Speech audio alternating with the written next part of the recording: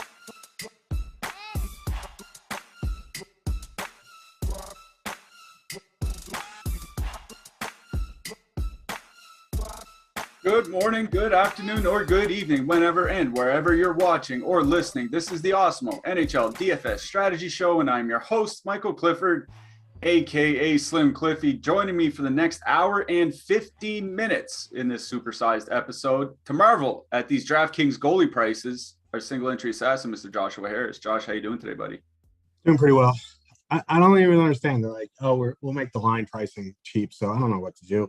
Let's make the Toronto goalie, who hasn't been able to stop a nosebleed since Christmas, $9,000. It goes a lot deeper than that. Like the goalie pricing is really frustrating when you see some goalies up at $9,000 and other goalies under $7,000. Like that just, it changes the game that we've been playing all season long. But we've been talking about defensemen as well. The Anaheim defensemen, we talk about it all the time. Like they're all priced over $4,000 for weeks. None of them were any good. Their prices have started to come down a bit, but I've also noticed like they're pricing up defensemen. It seems like almost across the board, like, Oliver Shillington's playing 17 minutes a night for Calgary and he's still 3,900 over on DraftKings. The Islanders, Scott Mayfield, $3,900, Adam Pelech, $3,800. Like, I don't know what's going on with their pricing, but it is starting to get a little bit frustrating because there's no consistency, right? It feels like you're playing a different game almost every night, but I guess that's why we have numbers and we have spreadsheets so that we don't have to do too much of this figuring on our own. We do have a massive slate to talk about here today, 13 games. That's why we're running an extra 15 minutes. Before we get too much further, if everybody in the chat could throw us a thumbs up, click that like button. The likes will help us. The subscriptions help us even more. So if you're new here, if you haven't subscribed to Awesemo DFS yet, to our YouTube channel, just click that subscribe button. It'll really, really help us out. Click those alerts, click the bell to get those alerts whenever we do go live. We are brought to you by Yahoo Fantasy. Yahoo has been our sponsor this entire season, and they have been very good to us. So if you're new to DFS, if you haven't played over on Yahoo before, there's a special giveaway for first-time Yahoo users. We'll talk about that a little bit later in the show. We also have some free premium tools and data up on the site. We have it almost every day. Today is no exception. We have our NBA ownership rankings and our NHL player rankings, both up on the site for everybody to read. So head on over to awesemo.com, whether you're playing NHL or NBA tonight. We also have a giveaway through our podcast. Just head on over to the Awesemo podcast channel and leave us a 5-star review with your Twitter handle or Awesemo username, and you'll be entered to win a free month of Awesemo Plus Platinum. And also a reminder that we have a new NBA betting show, props betting show, called Locks Before Lock. It's every day during the week, 30 minutes before the deeper dive. So head on over to the Odd Shopper YouTube channel for the best edges available on NBA player props straight from our experts. All right, Josh, massive 13 game slate. We're not going to take too much to talk about overall thoughts because we do have to get to all of these games individually. People ask us, how do you play slates this big? And when you get 26 teams on a slate, it doesn't matter how many lineups you play, you have to start making some cuts. one lineup, obviously 1, 3, 10, doesn't matter. Even 20 max, even like 150, you probably have to start cutting out lines, definitely in 20 max, obviously. So the way I approach these slates as a 20 max player is I will probably cut down to like 2 main stacks, 2 or 3 main stacks, and then I'll build around filler stacks around those. But I'll cut down the filler stacks as well. Like I might cut it down to like 5 or 6 filler stack lines, and then whatever ownership rate or, whatever share I get of those lines is kind of what I go with. You just have to really, really cut down your player pool and focus on what you want to play. I don't have like a better answer for handling 26 teams on a slate. What do you do as a single entry guy? It's miserable. I think like on these big slates, I tend to just make 4-3-1s, like just correlate it, because as simple as this sounds or as dumb as it sounds, you have to get less right. So if you start pulling stuff from these teams, this team, that team, you got to get all these things right. If you just go in 4-3-1 with 2 teams and a one-off defenseman, you just have to get 2 stacks right. And on these huge slates, unless like a chalk team, just a chalk line just absolutely nukes the slate, there's usually multiple paths to victory on these massive slates. So you have to get less right, the more you correlate. And, if you get 2 stacks that do well, even if they aren't the quote unquote top stack, you still probably can win, because there's so many teams, so many lines that so for me, I'm probably going to play a 4-3-1 tonight, just because I don't want to have to worry about getting a third team right. As simple as that is. Yeah, I know exactly what you mean. Like you don't want to have to thread the needle too fine when you're playing a single entry like that. That's very good advice.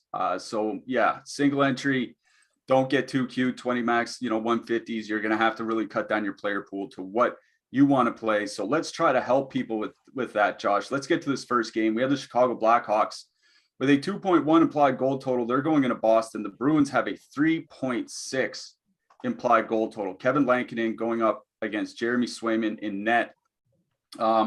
Looks like lines are staying relatively consistent for both teams here, which is something that we haven't really seen a lot from at least the Chicago side this year. We're seeing like not high ownership. Obviously, there aren't going to be a lot of super highly owned lines tonight, but Boston 2 is coming in around 6%, Boston 1's coming in around 9%, but it does seem a pretty good matchup for those lines. What do you think about this game, Josh? Yeah, so initially there was a couple really big mispricings from goalies on DraftKings. Like the 9K is just egregious, but like I'm talking about underpriced. Like Marc-Andre Fleury was 6,700.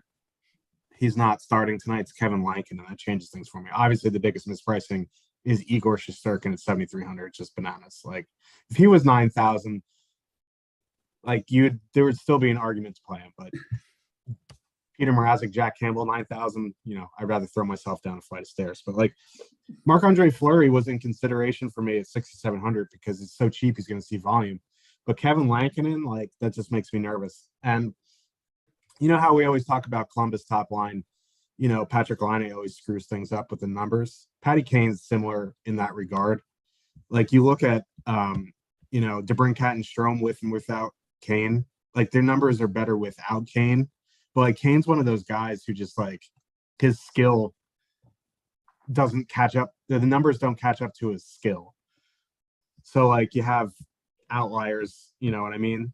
But like that being said, it doesn't really matter if his numbers were good or not. Like these Boston 1 numbers are ridiculously good.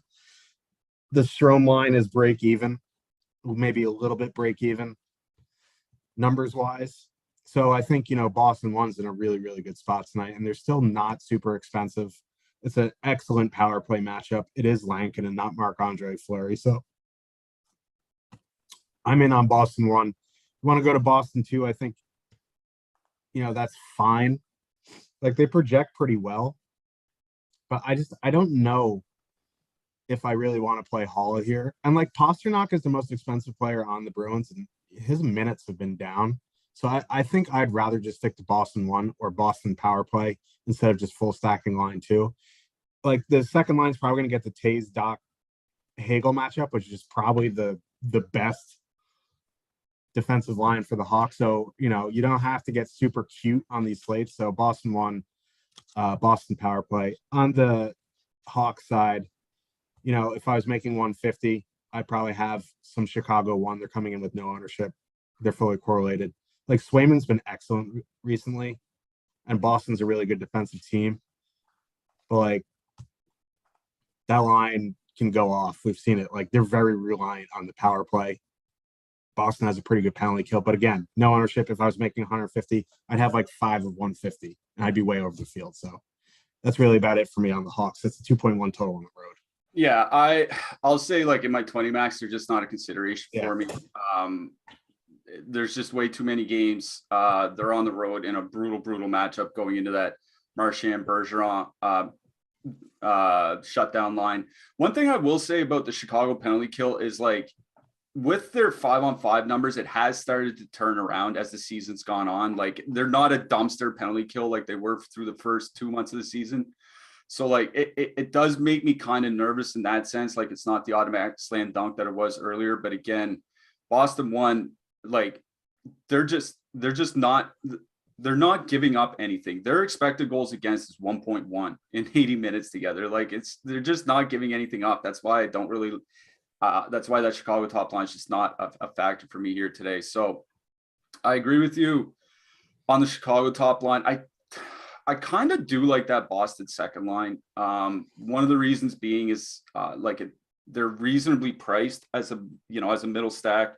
I could definitely see like Eric Hall maybe getting some extra minutes if this game does get a little bit out of hand. So I think either the top lines are fine. Obviously, power play stacking is fine as well, but I think I might lean towards even strength stacking. Sorry, either of these top 2 lines, and either of them are just fine for tonight's slate. On the blue line, just not a whole lot that I really want to play out of this game. Seth Jones feels like a decent price at 6K. Like when you look at Noah Dobson being 6K as well on the slate. So like I could kind of see an argument for him if you want to get different in GPPs, like, a 3-1 Chicago win here. He gets a goal with some peripherals. Like he could have a good night, but I think this is like the only guy that I really targeted is Derek Forbort from Boston, just because he's been playing 21 minutes of late and he's mid price. So that's my punt. Who you got? Yeah, not a huge fan of Seth Jones or Charlie McAvoy tonight, but if they happen to get in for correlation reasons, I'm on board. Jake McCabe, I guess, is a fine punt at 2,700. He'll probably block some shots for you. I agree with Forbort. I just wish, like, I know he gets the minutes. I just don't. Well, yeah, I'm on board with Forbort if you need a min price punt. I was gonna talk myself out of it, but I talked myself into it while talking myself out of it. Yeah, it's just if he was $3,000, I wouldn't be considering it. It's just the fact that he's a stone min punt. All right, let's get to this next one. Vegas 3.6 implied goal total going into Buffalo. The Sabres have a 2.5 implied goal total. There's some news here. Robin Leonard is injured. He went back to Vegas, so it'll be Laurent Brossoit tonight for Vegas in net. Riley Smith is out. We got to talk about these Vegas lines because Vegas ran a practice with the top line of Eichel, Pacioretty, and Marchessault. And if Eichel, Pacioretty, and Marchessault was the actual top line, I would be stacking that here tonight, no question. The problem is twofold. One, they really haven't done that in their time. Like Marchessault jumping to the top line when Mark Stone was injured was just not something that happened, right? And I don't see why they would do it now. You know what I mean? Like they do everything they can to keep that Misfits line together, as many players on that line together as they can. The second problem is Danny Webster, one of the beat writers for Vegas, tweeted out lines that he thought would be the lineup tonight for Vegas, and that moved Nicholas Roy to the top line and Jonathan Marchessault to the second line. Now, that's his educated guess, but again, he's a beat writer for Vegas. He would probably know the ins and outs of the coach and that team better than us.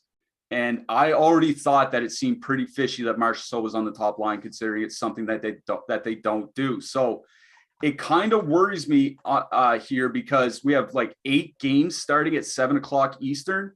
So, and it's not a straight swap to go from Marchessault to Nicholas Roy either. So, if you have Marchessault in your stack and he's not on that line, they're still on the same power play together, so it could get there. But this looks like it could be a mess to me. What do you think here, Josh? Yeah. At worst, they're on the power play together, right? I don't know. Like, why would he practice there if he's not going to play there? Like, that would make no sense to me. Well, I think one thing was they just didn't have any bodies. Like, they only had I think it was 9 forwards at practice. So I don't know. Like, if you're thinking about building with that Vegas line, I suggest you have a swap ready because you're going to be pretty busy at 6:30 because there's like most of the games are starting at 7. As it is, I like Pacioretty. I'll just say this real quick. One thing I think you can do is just have Marchessault in your utility. Switch to Shea Theodore. Yeah, and then worst comes to worst, you could just swap down to Shea Theodore, who's $100 cheaper on DraftKings. That's a good idea. I mean, at worst, this might be the biggest house on Narrative Street all season. Eichel coming back to Buffalo after like they denied him the surgery you want, which went fine, and he was back earlier than expected. So Mike Harrington's having a stroke somewhere. But like, I don't know. I like Eichel Pacioretty tonight. They're still fairly priced. Like, they haven't been great, but like Pacioretty's been in and out of the lineup. Eichel's been playing with God knows who while he was out. So like, they're starting to get some chemistry. They're going to have a breakout game at some point. They're getting double-digit ownership, but it's a 3.6 going into Buffalo. Craig Anderson, like, even if they get the Tage Thompson matchup, that line isn't very good defensively. That Thompson line is good offensively, not very good defensively. So I'm in on Vegas 1. I'd have some swaps ready if Marchessault's up there on that top line at warmups. Like, I'm just, going out of my way to jam them in. Like, it's going to happen. Like, I don't try to hide who I play, really. I try, like, my hat trick picks, I've played them every game this season except for 3 times. I'm telling you right now, if Marchessault's on that top line, I'm playing Vegas 1 tonight. That being said, I don't really want to like conjecture on the other lines because we just don't know. Like, if it's Marchessault, Carson, Dadonov, I don't mind that line either. Like, they're so cheap, and they get 2 guys on the top power play as well. So I would like them as a filler. They're probably going to come in way lower on the top line. And on the Buffalo side, I don't think I'm going to get to Buffalo 1 in MME or in single entry. I'm sorry, but if I was 20 maxing, I'd probably have a little bit of Buffalo 1 here. They're fully correlated. They're not super expensive. The total's low, but like the total's always low for Buffalo, and they're pretty top line heavy, especially at home. I don't know, like the Vegas penalty kill, like, isn't that great. So I kind of do like the Buffalo top line. I don't think I'm gonna get there in a single lineup because like on a 13 game slate, stacking the line in the 2.5 total just seems, minus EV. So, but I do like them for MMA. Yeah, I don't mind Buffalo 1 here tonight. Like, they're still generating a lot. Like, yeah, you're right. They do give it up defensively, below average defensively by expected goals against, but 3.2 expected goals for per 60 minutes over the last 100 minutes. Like, that's just really, really good offensively. I just wonder, whether it's Roy or Marchessault on the top line, that's a pretty good top line. I think they could run into some trouble against that Vegas top line. That's the only issue. I think what I might do with Vegas is have 2 sets of crunches. I'm going to have 1 set with Marchessault on the top line, and I'll have another set with Nicholas Roy on the top line. And then when, warm-ups roll around, we see what the lineups actually are, I'll just upload the one that I need. I think that's the only way I can really approach that. So, I mean, that it doesn't really give us a whole lot to do with Vegas 2 because you're in the same situation with that line as well. So I'm with you, Vegas 1. Buffalo 2 kind of interests me, the Olofsson Okposo middle stat line, because Olofsson and Okposo, not a huge sample, but they've been pretty high paced together when they have skated. And, Vegas is going through some injuries, especially up front right now. So I don't think I'll get there. You don't need Buffalo 2 on a 13 game slate, but they are kind of interesting to me, at least, if you want to one-off somebody. But it's mainly Vegas 1 for me out of this game. On the blue line, we talked about Shea Theodore earlier. He's running what looks to be a loaded top power play unit now, and he's also been skating 24 minutes a night. So seems like a pretty good defenseman to use here. On the Buffalo side, we always talk pretty much just play Dahlin unless if you're correlating, sorry. Nobody else really sticking out. I guess if you want to go to like, I was going to say if you want to go to our good buddy Casey Fitzgerald, He's down on the third pair. I think someone like Samuelson or Bryson, if you want to get some blocks in, but that's about it. Yeah, I mean, like, I always get questions about Henry, Mikey Anderson, Joki Harju, but like, I just answered the question by saying his middle name, Mikey Anderson. Pretty dead minutes there. Like, I'd rather just go to a min price punt with a little bit higher ceiling. Like Robert Haig, if you want block shots, even though he's on the third pair, he's probably live for a block bonus. But like, I'm not a big fan of using Buffalo defensemen.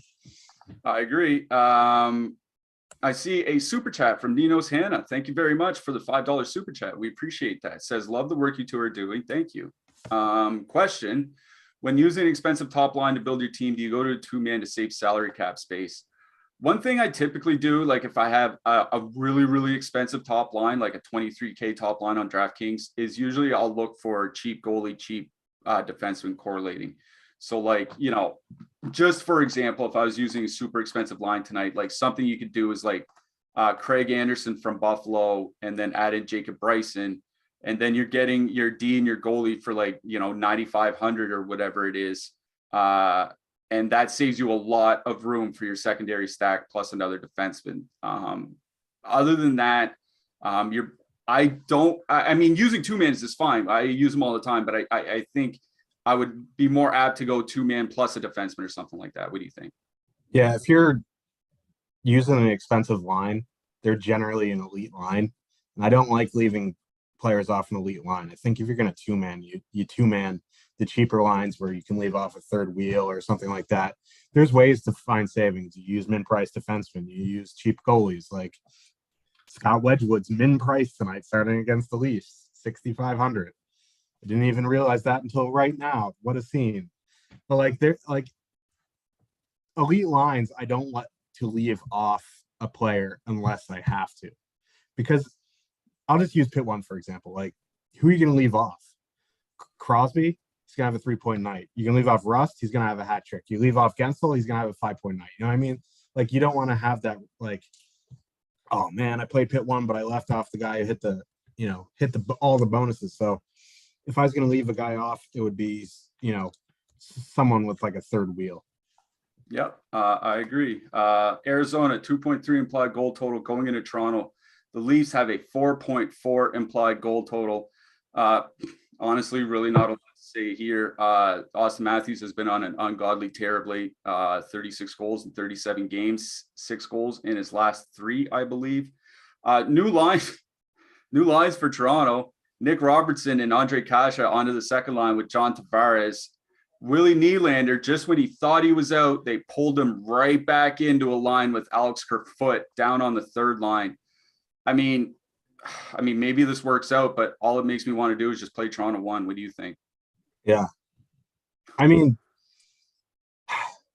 not Toronto 1. Like, they've just been nasty recently. Like, they've been so good.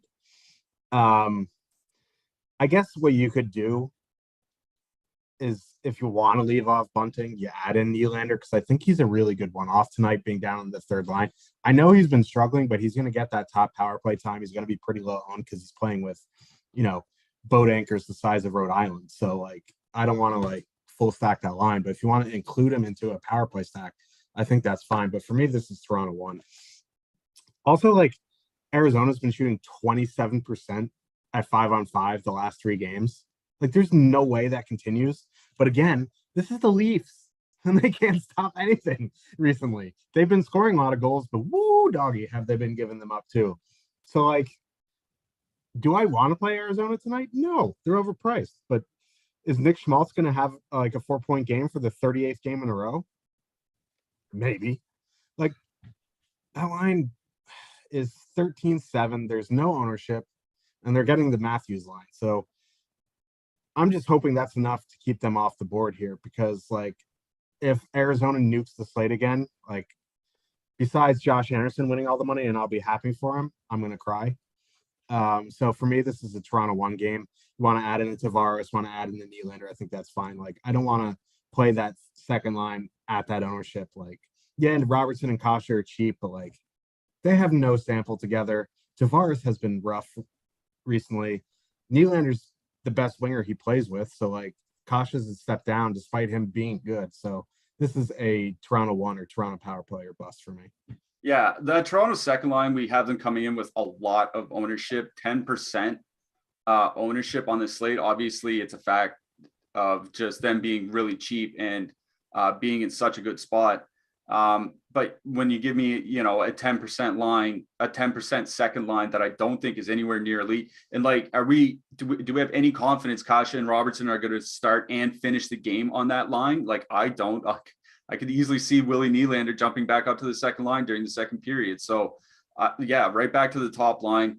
Utter dominance of late, 65% of the scoring chances in their last 100 minutes together. There's a reason why they've been crushing teams. So, yeah, I am back in on Toronto 1 here tonight. I will say, like, the Arizona penalty kill has gotten better, but it's still not great. And that's another big advantage for Toronto here is like their power play has typically been amazing this year. So, yeah, right back to Toronto 1. I know they're expensive, but like you said earlier, I think this is a case where I'd try to find a way to 3-man stack them and then try to find your savings elsewhere. On the Arizona side, like the top line, the top line has both been running hot, but it's also been kind of fine. You know what I mean? Like 100 minutes together, 3.3 expected goals for, 2.8 against. Like they're carrying the play by expected goal share at least. It's just, pretty high paced. So, if you're 150ing, I can definitely see getting to some Arizona 1 here tonight at absolutely no ownership, but will not be going there in my 20 maxes. On the blue line, I wrote up Dyson Mayo in the Power Plays article this morning for DraftKings. He's down to a reasonable price at 3,100. Very much in play for shot blocking. He blocks almost 2 shots a game. So getting 3 doesn't seem out of the realm of possibility in this matchup. I guess on the Leaf side, if you want to go punty type again with Timothy Liljegren, I think that's okay, but that's about it for me. Yeah, I agree. Mayo or Riley and correlated Liljegren's fine. Like I'm not going out of my way to get the extra correlation with Liljegren. I'd like if I like someone better in that price range, I'm going to play him, but he's fine. I was looking forward to playing King Carl of Vemelka in Me this, too. But they're starting Scott Wedgwood, so he's min-priced on DraftKings. I mean, that's the thing. Like he could even give up 4 goals and still get there, still be a reasonable price. I don't have the stones for that. I'll tell you that. Yes. But if Igor wasn't at 7,300, it'd be more of a conversation. Yeah, I agree with that. All right, let's get to Seattle with a 2.7 implied goal total. Going into Ottawa, the Sens have a 2.9 implied goal total. Drake Batherson was at morning skate, but he's not going to play. They said he's not going to play probably for at least another week. Connor Brown is a game time decision for Ottawa. He had been skating on the top line. They said if he doesn't play, Tyler Ennis will be in the lineup, but they didn't say he would go to the top line. I mean, we've seen Zach Sanford there. We've seen Adam Gaudette there. Like, I don't think there's really any telling what exactly the top line is going to look like at warm-up if Connor Brown doesn't play. On the Seattle side, they're starting to play a little bit better. At least the goaltending hasn't been absolutely atrocious. And, the top line's not that expensive, and it's not a bad matchup going into Ottawa. What do you think about this?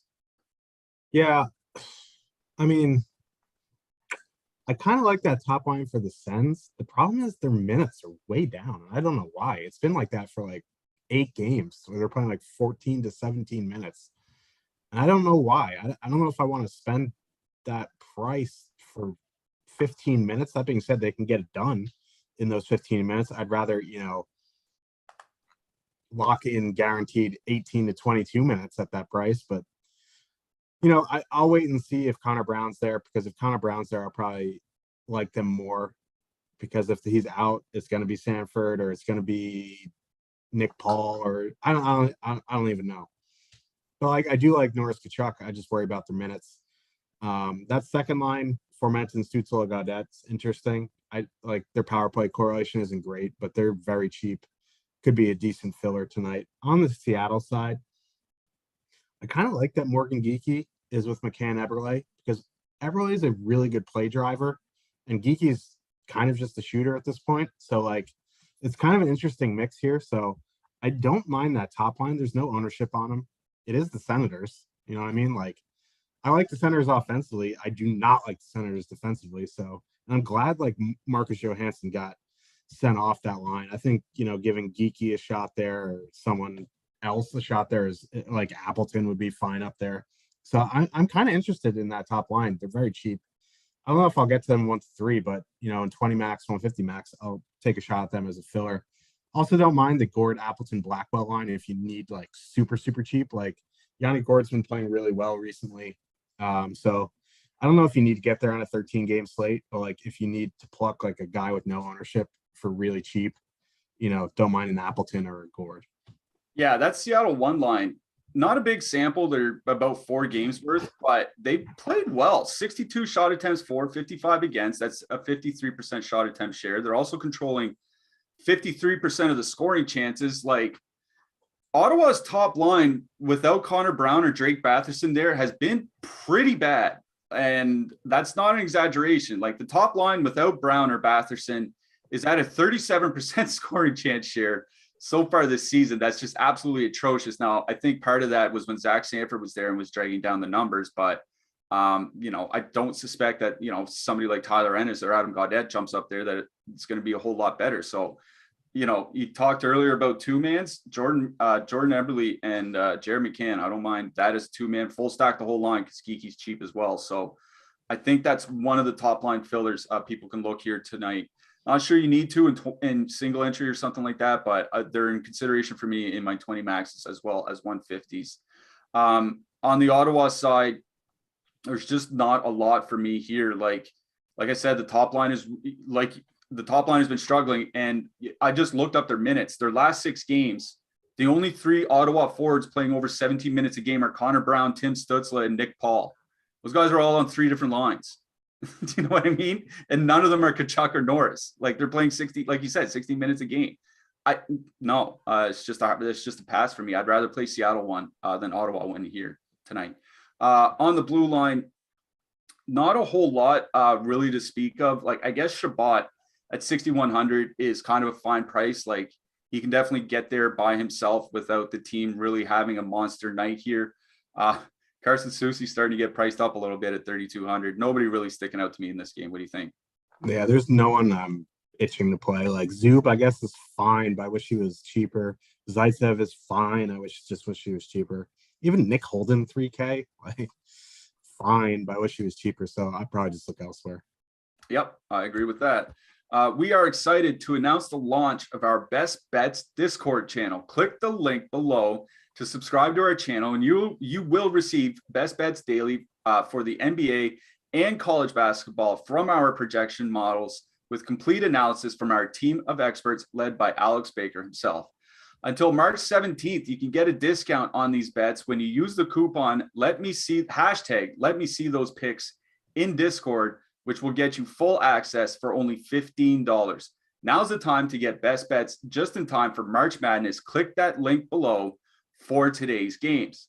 I'm not a huge basketball guy, but March Madness, I just love this time of year. So maybe I should be clicking through and starting to make some bets through our Discord. Because I'll be listening to those guys. I will not be listening to myself. All right, let's get to this next game. Minnesota 3.9 implied goal total. They're going into Detroit. The Red Wings have a 2.8 implied goal total. We finally got there. It took about 55 games, but Jeff Blashill is Jeff Blashilling the hell out of the Detroit Red Wings right now. He's blown up their lines. Vladislav Namestnikov, is back on the top line with Dylan Larkin and Lucas Raymond.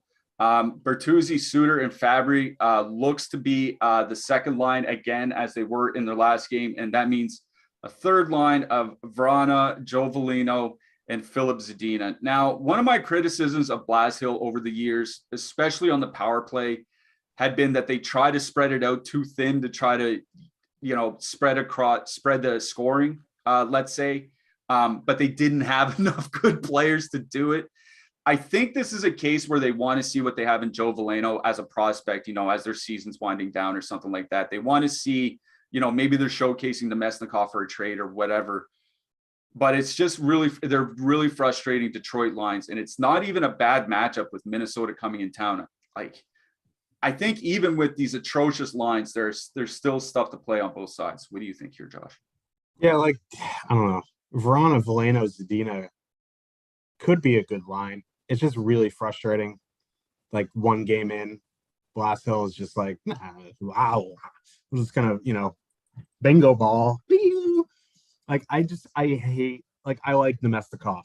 I just I mean, hate that he's with Larkin and Raymond. yeah, in fairness, they did get their brains absolutely beaten by Arizona 9-2. So I'm surprised that, he's even allowed to coach this team anymore. But anyways.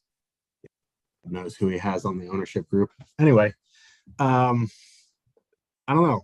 Ryan Hartman back on the top power play now. I like Minnesota 1 here.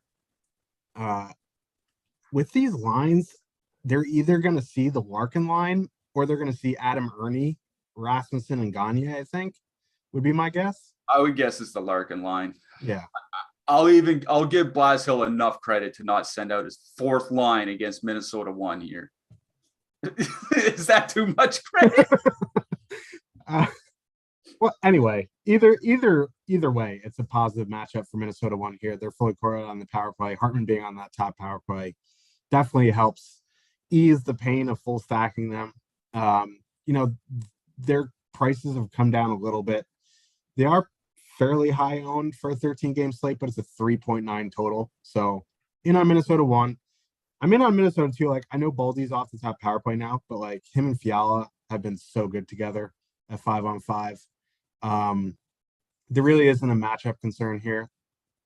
The Wings lines are at best break even. So I do like Minnesota 2 here. I do like Joe Eriksson as a one-off. It doesn't even matter what matchup he gets. Like he's on the top power play. So my favorite line on the Wild side is the top line though. On the Wing side, I think I would do some sort of power play stack. If I was going to do anything, do like Larkin, Raymond, Bertuzzi, go like old school Detroit 1 here, because the Wild do take a lot of penalties and their penalty kill isn't great. So I don't like this matchup from a 5-on-5 perspective, but I think they can score on the power play. And it is a 2.8 total. It's not like they're getting disrespected with a 2.1. 2.8 is fine for them. So I would do some sort of power play stack, or just straight up go Detroit 2, leave off Suter, add in Larkin, something like that. I don't know. But I don't think I'm going to get there in 1 to 3 regardless. It's more of an MME thing. Yeah, the only line that I really have interest in from the Detroit side is the second line, Suter, Bertuzzi, and Fabry. Very reasonably priced. They're going to go into that Minnesota 2 line, and the Minnesota second line, their numbers have been sliding. They had a really good first 5 or 6 games. Their defensive numbers have started to slide. They're only controlling 48% of the scoring chances in their last 100 minutes together. I think Detroit 2 can take advantage of that. So Detroit 2 is one of the fillers that I will at least be considering here tonight. But this is a Minnesota 1 game for me. As you mentioned, with Hartman back on the top line, it adds a different dimension, adds a higher upside to that line, especially in this matchup in here against Detroit. So, and they're coming in, reasonably owned, reasonably priced and everything. Absolutely no problems getting to Minnesota 1 here tonight. So that's kind of where I am on this. Like this particular iteration of Detroit 1 with Nemestikov there is not good. 46% of the scoring chances. Like that's just not good. How many playmakers? Yeah. Conversely, Minnesota 1's at 55% of the scoring chances. They should be able to get the run here tonight. So Minnesota 1 in this game, I like. Maybe some Detroit 2 if you need a filler. I'm not going to say no to people going to Minnesota 2 as a filler. I just think there are other spots on that line or on this slate that I'd rather go to. I'd rather just play Minnesota 1 here. On the blue line, I don't play Detroit defensemen. And on the Minnesota side, like some of their guys are fine. Like, Brodin and Dumba and those guys are all playing 22, 23 minutes. Like that's okay. But I think it's just correlating or move along for me. Yeah, I'm in full agreement there. Like Moritz Cedar, 6,400. Why? Like I get it, but like why? Yeah, it just seems like a fairly high price for a guy in this matchup. Let's get to this next game. Philly 2.4 implied goal total going into Florida. The Panthers have a 4.2 implied goal total. Doesn't look like there's going to be any line changes here, at least none that I've seen. People might be surprised at this, but Max Manman on the top line for Florida, like that particular iteration has been pretty good for the Panthers. 46 scoring chances per 60 minutes, which is just absolutely insane. Controlling 64% of the shot attempts. They're probably going to go into the Claude Giroux line, though, and that, that could be a tougher matchup. And that just leads us to one of our favorite lines, right back to Florida 2, I think, for me. What do you think about this game? Yeah.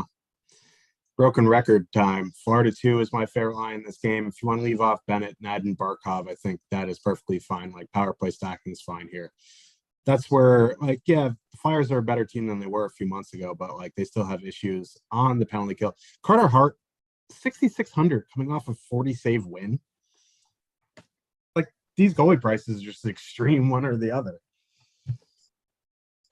So, like, yeah, I'm fine with Florida 2. I'm fine with Florida 1, but I think, like, I want to get Barkov in my lineup. That's something we both talk about, like, getting Barkov in the lineup. And I think you do that. You leave off Bennett, add in Barkov, go Barkov, Huberdeau, Duclair. It's expensive, but there's enough around. Like, there's enough cheap stuff that you can play, that you can do it comfortably.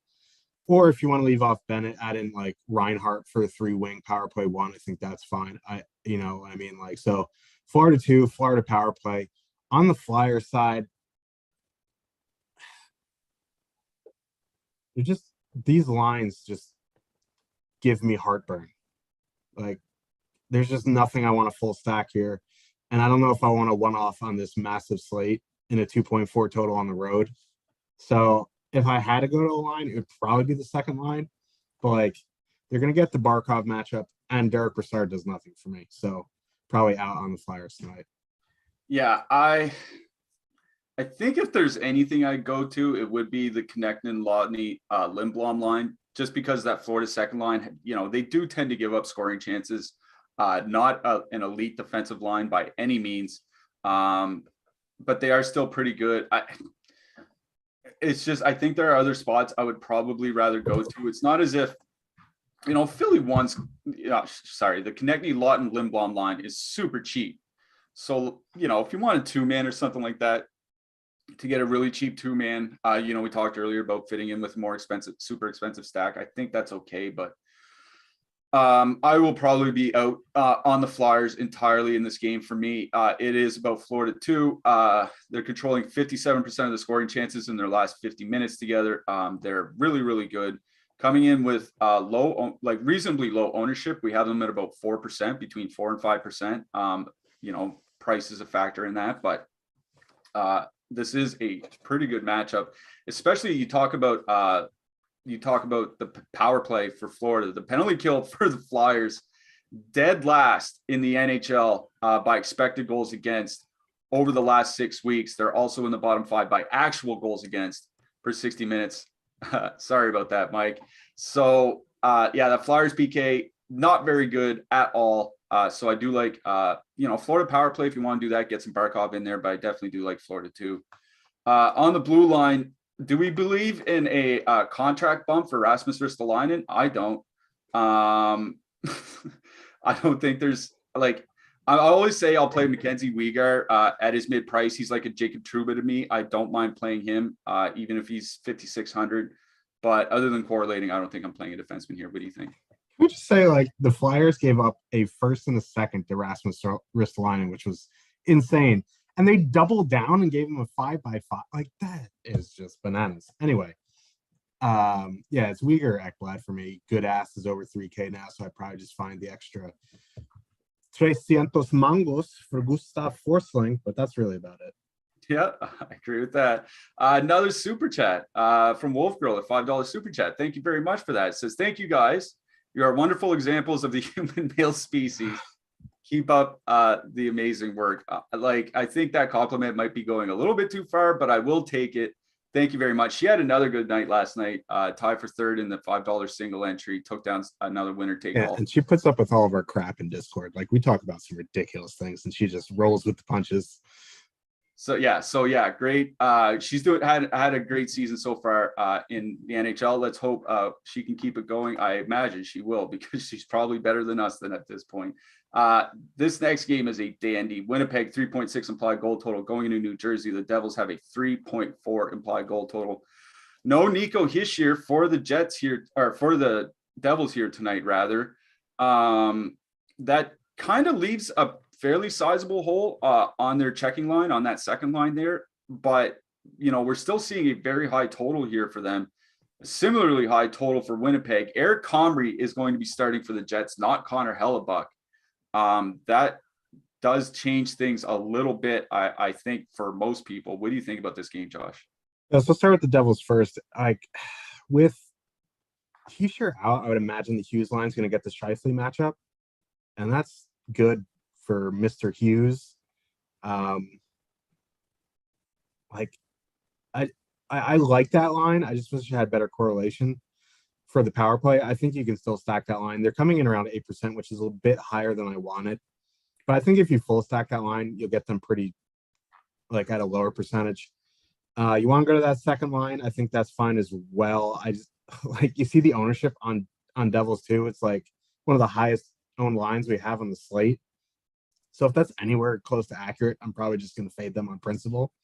I don't want to, 18, I'll play 18% lines, but not Tomas Tatar, Pavel Zacha, and Jesper Bratt on a 13-game slate. There are limits to my madness, and I think that's one of them. So for me, Devils won. And then when you get to Winnipeg, what do you do here? Hodor. I'm not playing Winnipeg one. I just can't. They're just not good 5-on-5. It's a decent power play matchup. So if you want to, power play stack, that's fine. If I was going to go to Winnipeg line here, it's going to be that second line, Connor Dubois, Svechnikov. Svechnikov's price hasn't moved. He's been pretty good there. They're going to get that second line without Heischer, which is an advantage for them. So I think you can go to Winnipeg 2 here. You can even go to Winnipeg 3. Kopp and Ehlers are really good together. So I'm fine with Winnipeg 3 as well. I don't know how much I'll be getting to this game despite a 7 total in 1-3 though. The ownership on New Jersey is concerning. It is pretty high. What I will say is that if you're concerned about ownership, this is a pretty good power play spot for the Devils as well. Winnipeg is a bottom 10 team over the last 6 weeks by both expected goals against and time shorthanded. That's pretty bad for any penalty kill whenever, they're performing poorly and taking a lot of penalties. So if you're worried about ownership, you can do a Hughes, Bratt, Severson stack or something like that, or Hughes plus the second line, or Hughes, Zacha, Bratt, whatever you want to do. There are ways to get a little bit different if you're worried about that high ownership. But the thing is, it'll be tough to get away from because they are cheap. And this is a good matchup, especially with Eric Comrie in net. You talk about Winnipeg's top line, 3.1 expected goals against in their last 100 minutes together, 3.8 actual goals against. They are porous defensively. That's why, I think I might even try to get some power play stacks for the Devils. I do try to fade the chalk. I just don't see this as necessarily bad chalk. You know what I mean? The Devils, I think the Devils second line, even without Hischier there, can be fine because Bratt has legitimately vaulted himself as to one of the top end 5-on-5 producers in hockey on the wing. So I still kind of like that Devils second line. If you want Devils power play, that's fine. On the Winnipeg side, it's Winnipeg 2 for me. Connor Dubois, Svechnikov. They're going to get a fair bit of the Hughes line. Hughes line, very good offensively, also very porous defensively. 34 scoring chances against per 60 minutes. That's well below average. I think that Winnipeg 2 line just fine here as well. On the blue line, the matchup, the matchup is probably could get to some people, to Dougie Hamilton, because they are expecting a lot of goals, but he's only been playing 20 minutes of late. 20 minutes a night is not a lot to pay off a $6,500 price tag on DraftKings. What do you think about defensemen here? Yeah, I don't know if I get to Dougie because he's not on the top power play. I'd rather just save the 2,200 and play Graves. You know what I mean? So I'm fine with Graves, Severson if you're doing power play stuff. Maybe even Siegenthaler for a punt. On the Winnipeg side, Brendan Dillon, or Dylan DeMello is a min price punt, and that's about it. That's about it for me. We have partnered with Yahoo Fantasy this NHL season to bring you some great offers. Check out our exclusive limited time offer that gets you 1 free month of Awesemo Plus Platinum. To qualify, you need to be new to Yahoo. Sign up for an account via the link below, deposit and play. That's it. Yahoo will send us your name after you've played in your first paid contest, and we will reach out via email with your coupon. If you'd like to speed up the process of getting access, email support@awesemo.com and we'll get you set up right away. You can also claim a free $10 of site credit by clicking the link in the video description below, and that can be used to enter any Yahoo contest, including tonight's $5,000 NHL Baller. Make sure to use our DFS tools and projections designed specifically for Yahoo to give yourself the best shot at winning big. All right. Colorado, 3.2 implied goal total. Carolina, 3.2 implied goal total. Sam Girard not playing for Colorado here tonight. He's got a lower back injury. I imagine that means 1 million minutes for Makar and Taves. I wrote up Mikko Rantanen in the Power Plays article. Colorado won.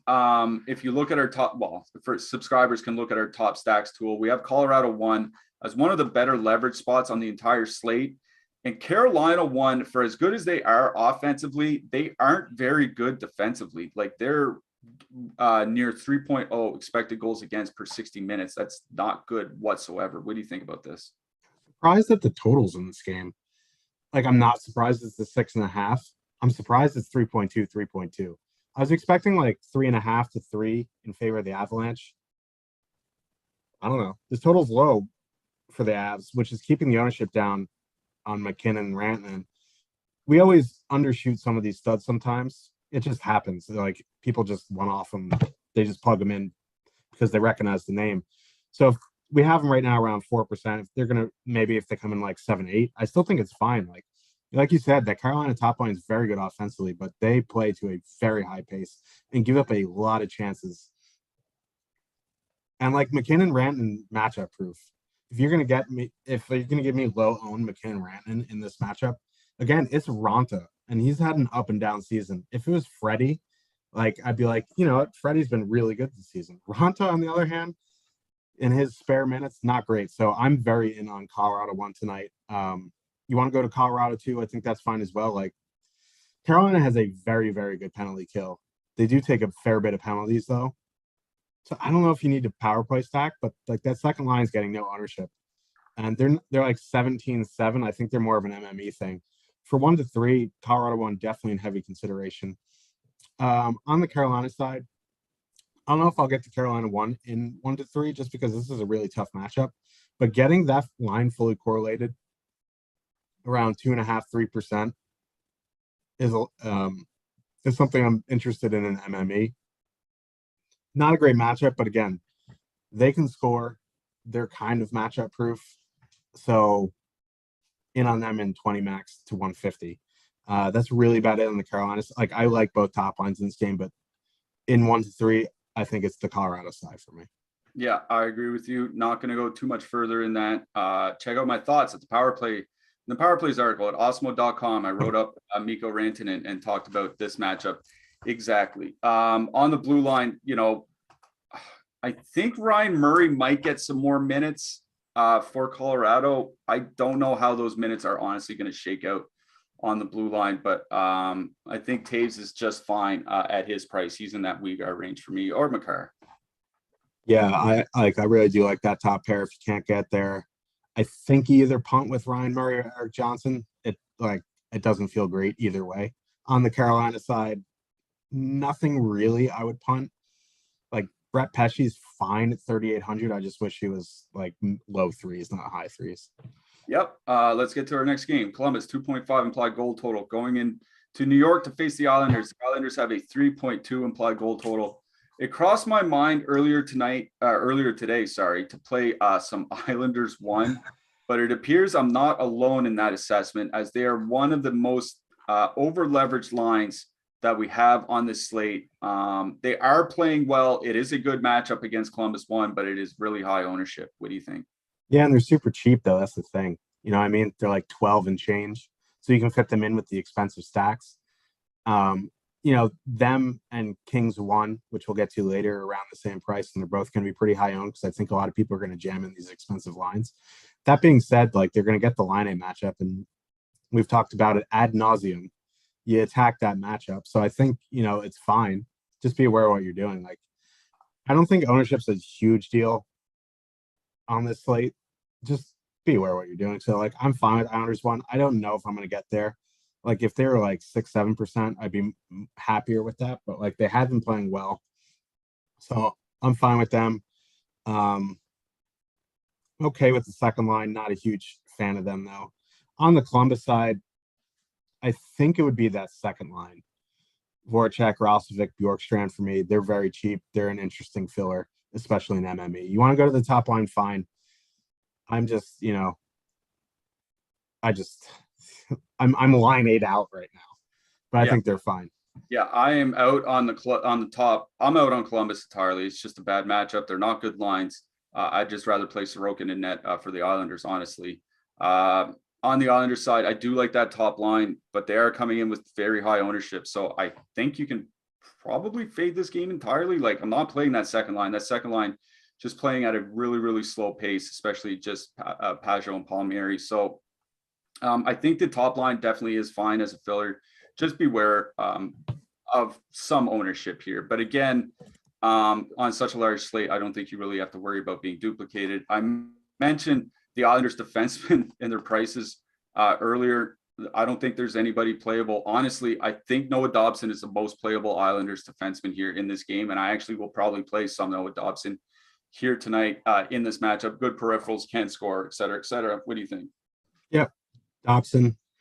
Can't get to Dobson. I think Pulak's fine. I'd rather play Pulak than go high threes for Pellick or Mayfield. On the Columbus side, not really much there. You want to punt Andrew Peak for some block shots. I guess it's fine. I just worry about the Hunters generating those shots to block. Rangers 2.7 implied goal total going into St. Louis. The Blues have a 2.9 implied goal total. We have some new St. Louis lines. Of course, we have some new St. Louis lines. Braden Shen, Ryan O'Reilly, David Perron on the top line. Brandon Saad down to the third line with Ivan Barbashev. Rangers top six looks fairly steady. We talked about Igor Shesterkin and his price on DraftKings as a goalie here today. Definitely in play. In net, I wrote up Ryan Strome in the Power Plays article. My reasoning being that St. Louis second line, Kyrou, Thomas, and Tarasenko has been pretty good offensively this year. But conversely, they give up a lot defensively. So like they generate 34 scoring chances per 60 minutes, which is really good, but they also give up 33 per 60 minutes, which is bad. So I think that Rangers second line is fine to full stack here, and I'm seeing them with no ownership. I'd rather see Jordan Binnington in net than Ville Husso, but it is one of those fillery type lines that I am looking at here tonight. What do you think? Yeah, if I had to play lines from this game, it'd be second lines on both teams, but really like it's an MME thing for me, 20 to 150. You want to go to the Rangers top line in MME, I think that's fine. They've been okay. Like I worry about the O'Reilly Perron matchup. It's just, Rangers already bad 5-on-5. You get a really slow paced, good defensive line. Just seems bad. So like it's the second lines for me, but really I like the goalies on both sides. Yeah. I do like Shesterkin, especially. I will mention like the Rangers have a pretty bad penalty kill, but it's Shesterkin that saves them, right? So, we do talk about the St. Louis second power play unit, how it has been better than the top power play unit. So, I think if you want to, just two-man Kyrou and Thomas from the second line, I think that's fine. But I think it's the Rangers second line that I like the most in this game. That like at least over on DK, 12,300 coming in at like 1%. I will absolutely take that. I might set a season high in Dryden Hunt ownership personally for me here tonight. Please don't run out and go in and slam the Rangers in a 2.7 total on the road. It's just because I think this could be a matchup going into that Blues second line. So just at least consider them. Dryden Hunt's fine there. Like he shouldn't be a top 6 player, but he can at least hang. He's not like some awful. They're a 51% scoring line, just like the St. Louis second line is. So I see this as a pretty even matchup, and they're coming in very, very cheap with no ownership. So that's kind of what my reasoning is here. On the blue line, like I know we kind of talk about how Keandre Miller doesn't really do a lot, but he's stone min price 2,500. He's not 2,900 or 3,100 or something like that. So I guess on DK he could be fine. Marco Scandella back for the Blues. That's another reason why I like the Rangers here tonight, because he's been like, I'm sorry, He's bad. Yeah. been awful all year. Yeah. So, Justin Falk, he's been playing like 24 minutes a game of late. I always say I don't mind playing Justin Falk, but probably not much for D in this game. Yeah, I'm out on the Blues defenseman. If I had a punt on the Rangers side, it'd be Keandre Miller, Min Price, or Ryan Lindgren at 2,900. All right. Get access to all the great Awesemo Plus tools and content for nearly every DFS sport out there with an Awesemo Plus weekly pass for $29.95. This includes full access to all the premium content and tools on Awesemo.com, including player projections, ownership projections, our top stacks, our lineup builder, and a whole lot more. Of course, if you're only looking to play NHL DFS, then you can sign up for one of our Awesemo Plus NHL packages for as low as $3.95 a week. Please note that Fantasy Cruncher is an add-on and can be easily added on to any of these packages at checkout, but it is not included in our base package. However, it is a very valuable addition to your DFS arsenal for anyone looking to multi-enter contests. So stop guessing, start winning, and join Awesemo Plus today. We have a few games left to go through, about 15 minutes left in the show. If everybody in the chat could, please throw us a thumbs up, click that like button. It helps us. Click the subscribe button, especially, as I mentioned earlier, those subscriptions help grow this channel and keep these shows coming on a regular basis. And of course, special shout out to our sponsor, Yahoo. They've been good to us. And if you'd like to get some free money for Yahoo and you haven't played over there before, we have a special giveaway for first-time Yahoo users. Just click through in the link below this video. All right. Anaheim, 2.4 implied goal total going into Nashville. The Predators have a 3.3 implied goal total. Jakob Silfverberg, Ryan Getzlaf, and Isaac Lundestrom all out for the Ducks here tonight. They didn't have a morning skate, so we don't know exactly what the lineup is going to look like. I assume Milano, Zegras, and Raquel stays together. I'm not sure about the rest of the lineup. I mean, Comtois, Henrique, and Terry have been playing together, so it's a good bet that they stay together. But again, no morning skate. We just don't know for sure. On the Predators side, Ryan Johansson remains on the top line. Neither goalie confirmed that I've seen yet. I assume it's going to be John Gibson against UC Saros. Sorry, Saros has been confirmed. I assume John Gibson's going to start as well. I don't know, just not much that really interests me. What do you think? Yeah, like I don't really like this game, but Gibson's been awful recently. Ducks penalty kill also awful. So like I don't mind Nashville 1 here tonight, even with Johansson. If you want to leave him off and go 3-man like Forsberg, Duchesne, Yossi, I think that's fine. Like the Ducks just have not been able to stop giving up goals. So like I think you gotta consider at least the top line here. I do really like Yossi again tonight. But like on the Ducks side, like outside of maybe taking a shot on the Ducks top line in MME, there's just nothing there. Yeah, I was kind of looking at Milano, Zegras, and Raquel a little bit because they have been, in their last game at least, they sent out Tolman and Granlund and Cunnin as the shutdown line. And that Nashville 2 line has not been good this year. 30 scoring chances against per 60 minutes, 44% of the scoring chance share. If that goes into the Milano, Zegras, Raquel line, I don't mind that Anaheim top line, especially where Nashville does take a lot of penalties as well. So I think that top line for the Ducks, again, is kind of in that Rangers 2 mix, fillery type line for me here. But definitely consideration. I agree with you on Nashville 1. They've been pretty good together, 59% of the shot share when they have been skating together. I agree. And, the Anaheim penalty kill has been very bad. It's just, Nashville's entire forward mix seems to have been on a slide. Like they have been scoring less and they're kind of in that no man's land around 16K on DraftKings. No argument with Nashville 1 here. I think I kind of like the cheaper fillery Anaheim 1 a little bit better.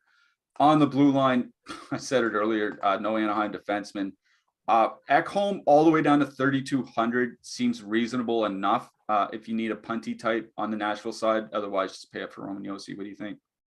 I agree. Like Hampus Lindholm on DraftKings is getting into the price range where maybe you can start playing him. He was like mid 5s for no reason for a while there. 3,800 I think is fine. I don't know if I'm gonna do it tonight, but it's really just Josi or bust for me. Yeah. He is starting to get expensive. I mean, 78. Yeah. That's not nothing on DraftKings. Like, I wish he was back down towards 7K, but we don't get what we want. Coming up after us at 5 o'clock Eastern, it's the Locks Before Lock NBA prop betting show with Eitan and Savoca. Then after that, your NBA double dose of the deeper dive and live before lock. Tampa Bay, 3.1 implied goal total. They're going into Calgary. The Flames have a 2.9 implied goal total. Anthony Cirelli has been moved around the lineup a lot over the last month. The last game, they didn't start him for some reason. Like the first shift of the game, they didn't start him on the top line, but he spent the rest of the game there. So I assume he's going to stay on the top line for Tampa. And that is interesting because Calgary has moved Trevor Lewis back to the second line with Coleman and Backlund. And Coleman and Backlund without Andrew Mangiapane on that wing, not even close to the shutdown line that they are with him. You know, I know Tampa 1 is a little bit expensive, but they're coming in with almost no ownership. I don't mind them here tonight. I know it's a bad matchup. Calgary's a really good team, but, you know, so's Tampa Bay, and that top line is elite. What do you think? Yeah, and this is 5-8 for Calgary, too. So the reason they moved Lewis in there is to, you know, go out against Point and Kucherov pretty much all night. I don't know. I do like Tampa 1 tonight. They're getting no ownership. They are a bit expensive, but Cirelli's now a wing on DraftKings, so it doesn't really hamper your lineup construction. I think you just go to Tampa 1 here and hope for the best. You know what I mean? Like at no ownership, getting Kucherov under 1% is horrifying in a good way. You know what I mean? Like I'm in on Tampa 1. But like on the Calgary side, if they're going to send Coleman, Backlund, Lewis out against that top line, that top line is going to get like Kaloran, Stamkos, Palat, or Maroon, Edward, like Bellar, Perry. And that is very advantageous too. It is 5-8, which is a bit of concern. And Gaudreau like got annihilated at the end of the game. So like he's probably a little banged up here. So I don't know how much Calgary 1 I'd get to. I think I'd save it for MME, but they're also coming in with no ownership here as well. And like I do like that third line too. Mangiapane, Ruzicka, and Toffoli.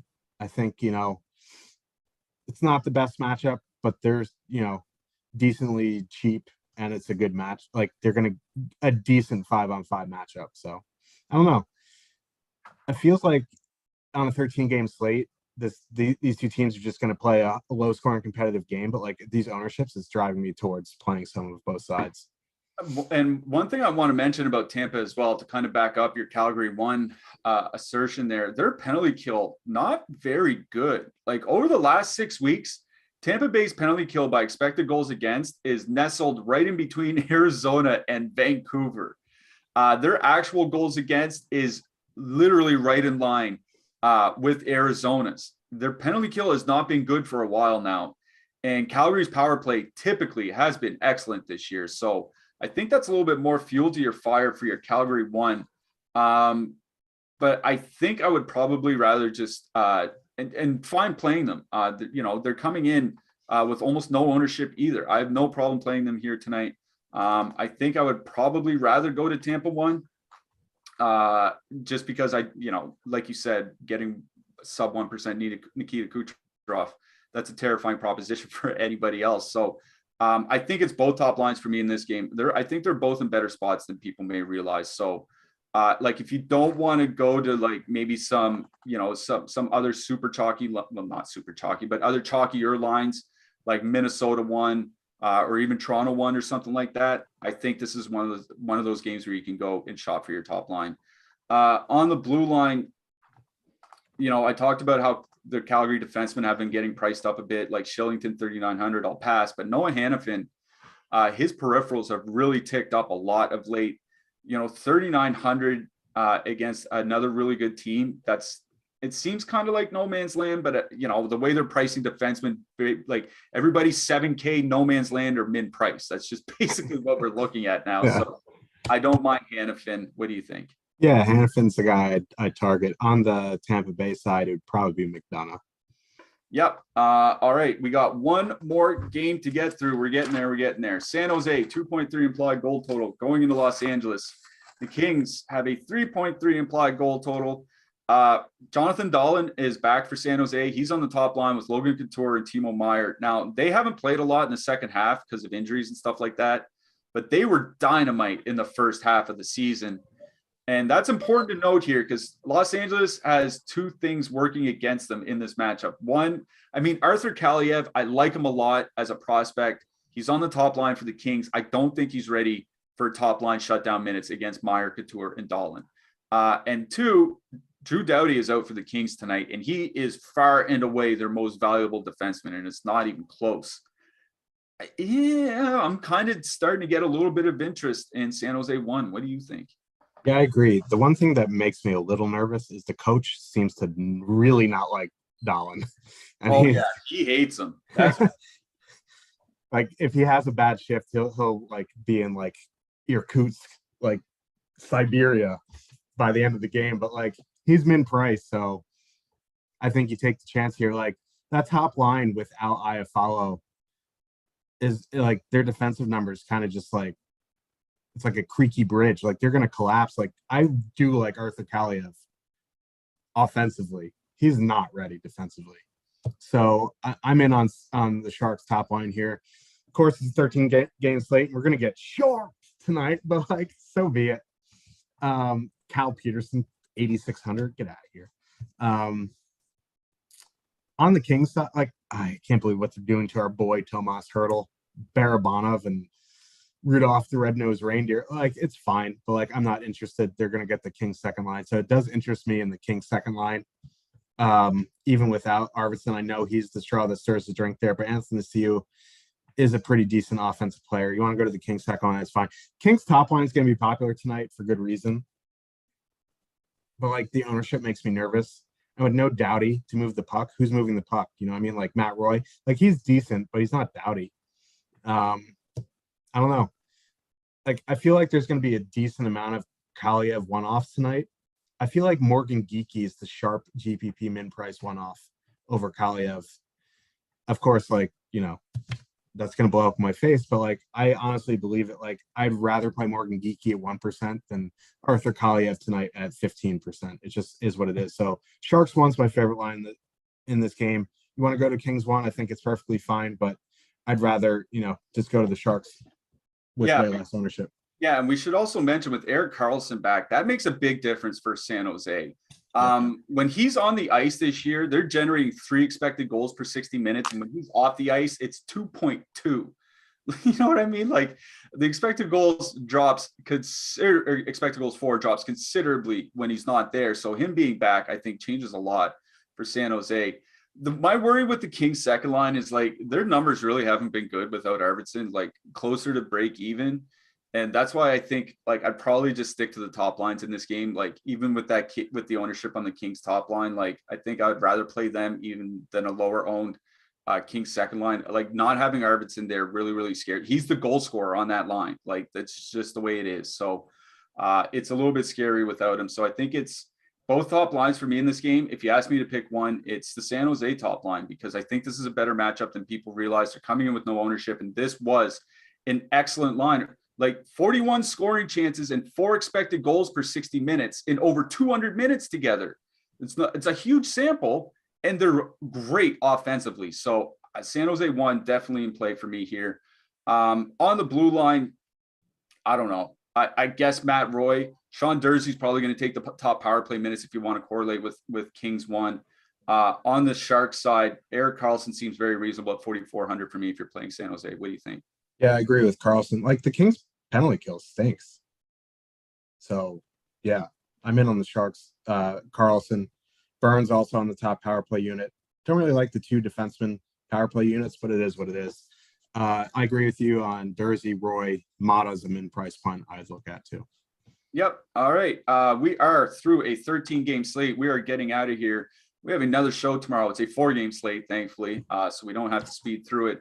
I'm going to ask you for your hat trick picks and your goalies here tonight. My goalies are Andrei Vasilevsky, obviously Igor Shesterkin.